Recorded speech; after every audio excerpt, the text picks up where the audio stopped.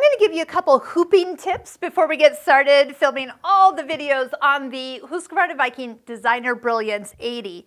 So first off, you'll notice that you actually have 3 hoop sizes that come with this machine, and each of the hoops actually have the number or size that it is written on the lower edge of the inner hoop. So as you are working, as you pick a design, do you know your machine will actually pick the hoop that is closest to the design size?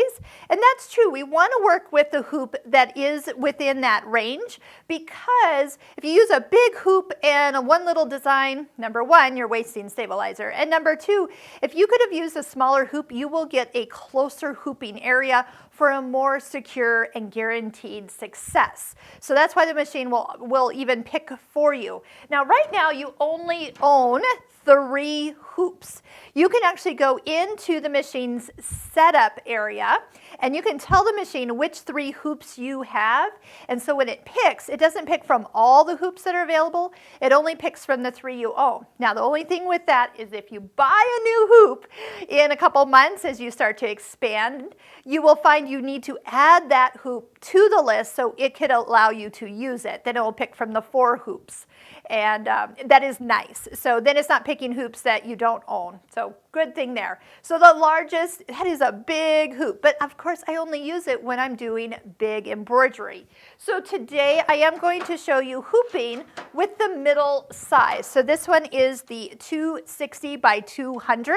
You'll start to get used to some of these sizes as we work with metric, if you're not used to metric and you're used to inches.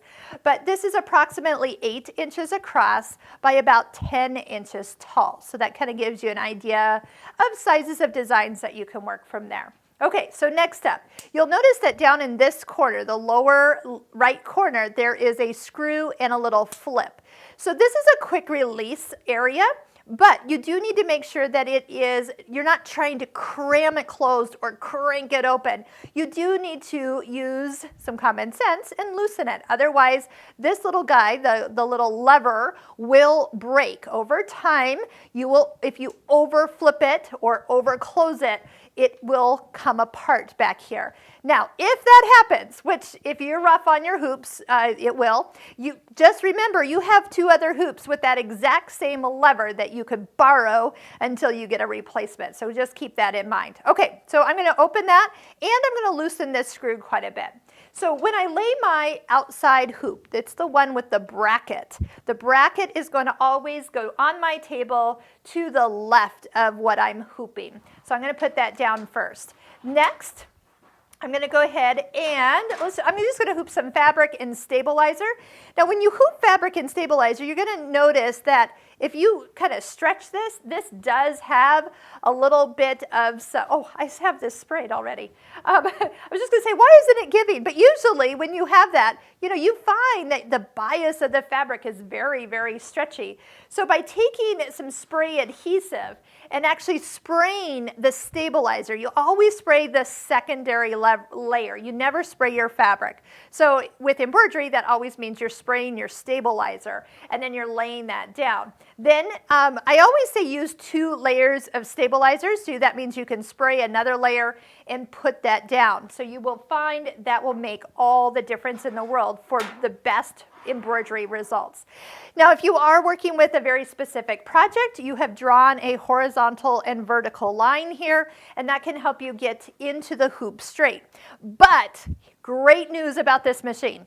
You actually have a feature called design positioning. One of my favorites, make sure you get over there to watch that video, is that means that if I have that line drawn, it doesn't matter how you hoop. You can just put this in crooked, and the machine has the ability to help you realign the design to the lines that are on your fabric. So I love that I don't have to worry about hooping this really, really straight, but I usually need to know, like, where is that design going to stitch? Where's the center of that design?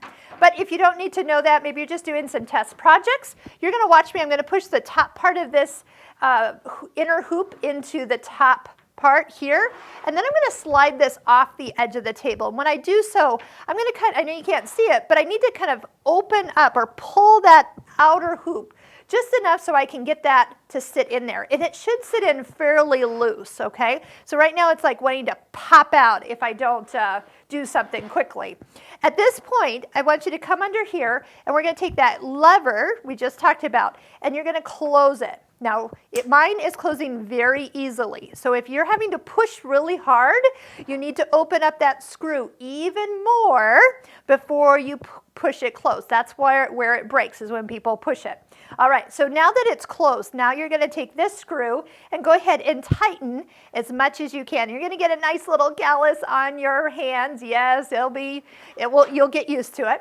But right now, I'm going to just show you, my inner hoop is just kind of above my fabric, just a little bit.